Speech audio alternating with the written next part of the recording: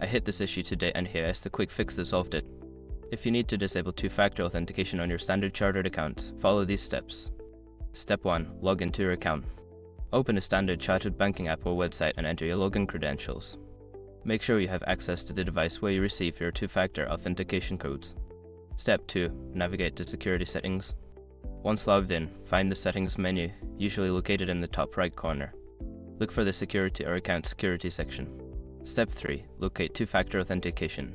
In the Security Settings, look for the option labeled Two-Factor Authentication or 2FA.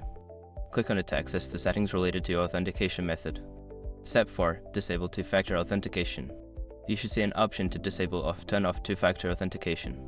Click on it and you may be prompted to confirm your choice. Make sure to read any warnings about security risks. Step 5. Confirm changes.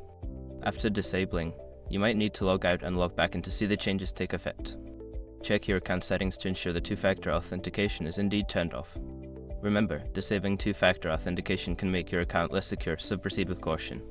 If you have any questions, feel free to reach out. Happy banking!